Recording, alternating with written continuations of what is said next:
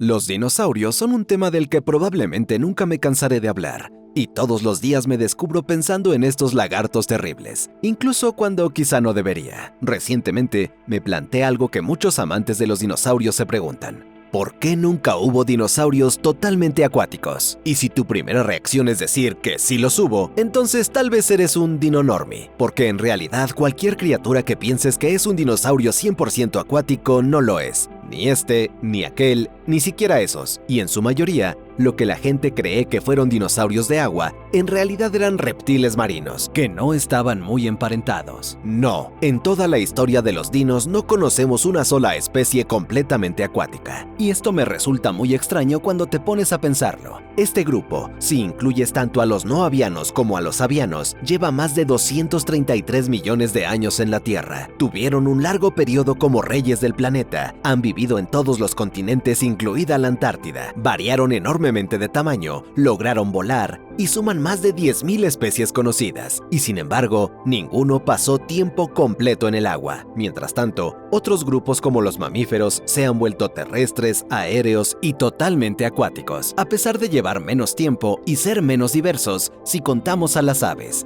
Así que, ¿qué demonios pasó? ¿Por qué los dinosaurios no superaron esta barrera? Para responder a la pregunta, lo mejor es empezar por ver cuán cerca estuvieron o están de ser acuáticos. Y al mirar a las aves, incluso solo las que viven hoy, vemos que no están tan lejos, pues existen muchas clases de lo que llamamos aves acuáticas. Básicamente cualquier ave que viva sobre el agua o en ella durante gran parte de su vida. Esto incluye clásicos como los pelícanos, patos, cisnes, gaviotas, la lista sigue, y en todas ellas vemos adaptaciones comunes: patas adaptadas para bucear, una extensa membrana entre los dedos para aumentar la superficie, y el pico suele ajustarse a dietas más acuáticas. Y dentro de este grupo se pueden hacer divisiones, como las aves marinas, que como su nombre lo indica, se adaptaron al mar. Al igual que las aves acuáticas en general, varían mucho en nicho y especialización, pero otra vez vemos rasgos interesantes comunes, como glándulas de sal situadas en el pico, que les ayudan a expulsar el exceso de sal,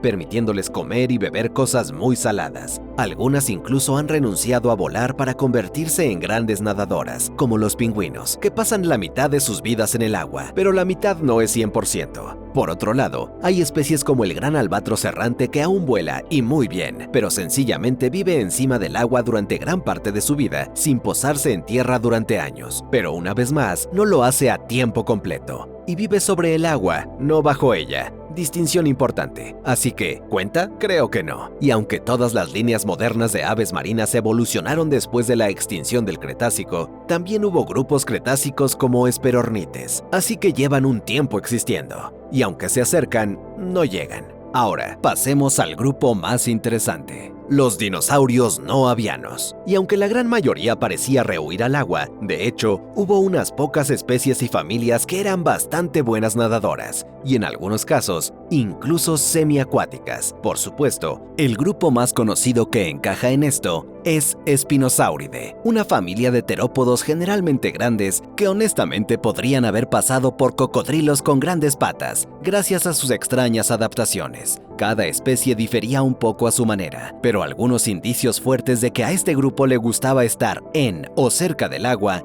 incluyen orificios nasales situados muy atrás en el cráneo para evitar que se les metiera el agua, dientes cónicos sospechosamente bien diseñados para atrapar peces resbaladizos, y en ciertos casos, colas inusualmente grandes y poderosas que posiblemente ayudaban a nadar, y a veces estas colas estaban unidas de manera bastante suelta al resto del cuerpo, un rasgo que no se veía en otros dinosaurios, pero sí en peces. Además del análisis isotópico y el simple hecho de que la mayoría de sus huesos se encuentran en regiones con abundante agua, refleja que esta familia no se alejaba mucho de los ambientes acuáticos. Sabemos, por tanto, que los espinos eran inusuales, pero todavía hay mucho debate sobre cuánto tiempo pasaban en el agua, algunos indicando que solo se quedaban por la costa en aguas poco profundas, mientras que otros sostienen que algunos habrían sido criaturas semiacuáticas. Y aunque los espinosáuridos se llevan sin duda la medalla en cuanto a representar dinosaurios en la Olimpiada Acuática, hay otros casos interesantes menos conocidos de dinos amantes del agua. Está, por ejemplo, Halskaraptor, un dinosaurio no aviano del Cretácico tardío de Mongolia, que hasta donde sabemos era un dromeosáurido. Piensa en un velociraptor, aunque más pequeño, con la mayoría del tamaño de un pato. Poseía varias características anatómicas que no esperarías encontrar en un raptor, a saber, extremidades anteriores pequeñas que eran aletas, y ya sabes para qué sirven las aletas, nadar y nadar. Además, el esqueleto también presentaba una cola corta que desplazaba el centro de gravedad hacia adelante, lo cual es más útil para nadar que para caminar, mientras que tenía un cuello largo y neuronas sensoriales conectadas en el hocico, que presumiblemente estaban ahí para ayudarle a detectar vibraciones en el agua,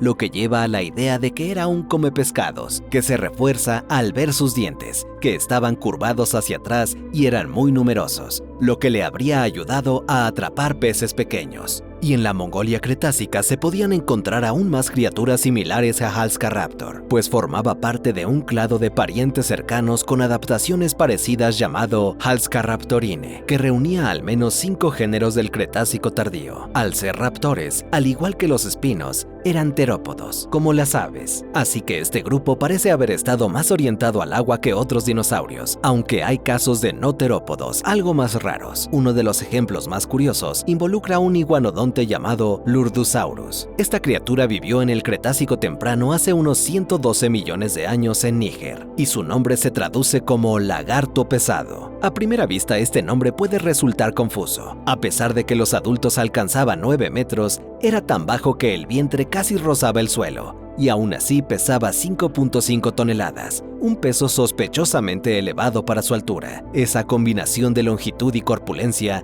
no es la única rareza. También tenía un cuerpo muy robusto que recordaba al de un hipopótamo, lo que llevó a la idea de que era un dinosaurio adaptado a los ríos, donde pasaba gran parte de su tiempo dentro o al borde del agua, masticando dulces plantas acuáticas. Esta hipótesis no está confirmada, y lo mismo ocurre con otro dinosaurio, el Liaoningosaurus, un anquilosáuride quizá aún más extraño que el iguanodonte, que vivió en la misma era en China. Era más bien pequeño, muy distinto al icónico Ankylosaurus, y su tamaño se acercaba más al de un perro. A diferencia del Ankylosaurus tardío, este animal no tenía el característico mazo en la cola y casi no tenía placas de armadura, salvo en unas pocas zonas, algo raro para un anquilosáurido, pero que podría deberse a una afinidad con el agua. Al examinar sus restos, los paleontólogos notaron dos cosas: que tenía una estructura similar a un caparazón que recordaba a una tortuga, y dos, que carecía de la fusión de la columna y las caderas que normalmente sirven de apoyo para caminar en tierra. Esto ya era interesante, pero aumentó al encontrar dientes extrañamente afilados y casi carnívoros, sumado al hecho de que había peces fosilizados en la zona donde estaría su estómago, pistas de que pudo haber sido semiacuático. Y evidentemente hay cosas muy raras en torno a este anquilosáurido. Sin embargo, después de escribir esto, descubrí que hace pocas semanas se publicó un estudio que aclara que lo que pensábamos que era Liaoningosaurus eran simplemente crías de anquilosaurio que se ahogaron. Así que, quién sabe, y pobres peques. De cualquier manera, con el Liaoningosaurus fuera del camino, aún te haces una idea de cómo los dinosaurios no avianos metieron los dedos en el agua, pero nunca lograron cerrar totalmente la brecha, similar a lo que vemos con las aves. ¿Pero por qué? No es que necesariamente no pudieran, o que exista algún gerente de la evolución que los bloqueara, sino que se toparon con bastantes obstáculos, y uno muy grande era algo totalmente fuera de su control: la competencia. Cuando quieres entrar en un nicho, primero tienes que asegurarte de que haya suficiente espacio para ti, y durante el Mesozoico no había mucho margen en lo que respecta a las aguas. Los primeros dinosaurios aparecieron en tierra durante el Triásico tardío, y ya los ictiosaurios estaban a sus anchas en los océanos, depredadores que podían encontrarse en casi todos los tamaños. Además, estaban los sauropterigios, un taxón de reptiles diápsidos diversos que en aquel momento incluían notosaurios, placodontos y más. Mientras que en el agua dulce, los anfibios carnívoros, los peces y los fitosaurios eran solo algunos de los problemas. Con tantos adversarios no tenía mucho sentido que los dinos intentaran apoderarse del agua. Era mejor centrarse en la tierra, y esta barrera de entrada solo se intensificó a medida que avanzaba el Mesozoico, con los animales bajo las olas evolucionando, diversificándose y volviéndose más aterradores, con plesiosaurios, mosasaurios, peces gigantes y grandes cocodrilos convertidos en realidades que en algunos casos eran incluso más grandes y malos que los depredadores que inventaron los dinosaurios. Así que no había mucha motivación para mojarse los pies, y no los culpo, porque no eran solo otros animales quienes los mantenían fuera del agua, pues su propio diseño era otro obstáculo para volverse totalmente acuáticos. Uno de los principales problemas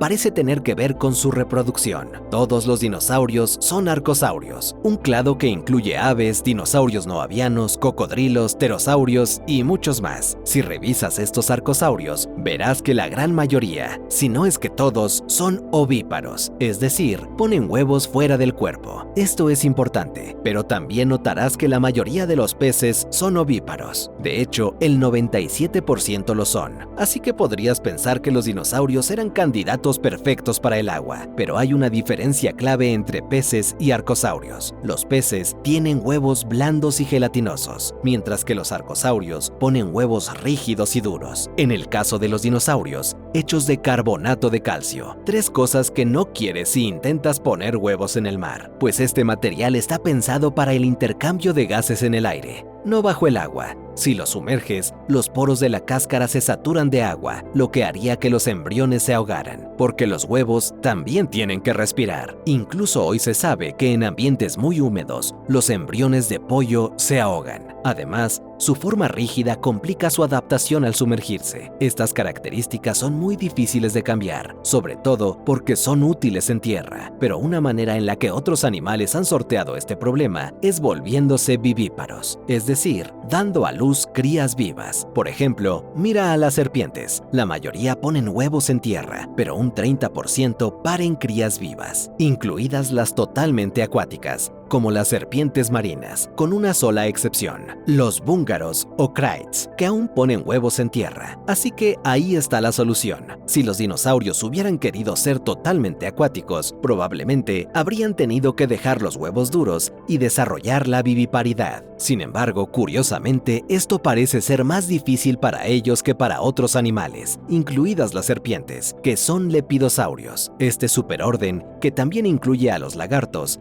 ha desarrollado nacimientos vivos al menos 115 veces. ¿Puedes adivinar ese número para los arcosaurios? 0, o tal vez 1 o 2, nada comparado con los lepidosaurios. Y esto nos lleva de nuevo a sus cascarones duros y calcificados, mientras que los lepidosaurios suelen tener huevos blandos y coriáceos. Muchos trabajos simplemente señalan que parece haber una barrera que impide que la mayoría, sino todos los arcosaurios, logren partos vivos, lo que hace que pasarse al agua sea mucho más complicado. E incluso, si mágicamente lográramos que un dinosaurio no tuviera que poner huevos en tierra, todavía hay otro rasgo suyo que lo complica todo: sus huesos. Esto no se aplica a todos los dinosaurios, pero muchos poseían huesos neumáticos, y esto no es una rara enfermedad. Bueno, si tú lo tuvieras lo sería, pero en este caso significa que, como las aves, ciertos dinosaurios no avianos tenían huesos huecos con espacios de aire en su interior. Esto les ayudaba a hacer varias cosas: reducir su peso total,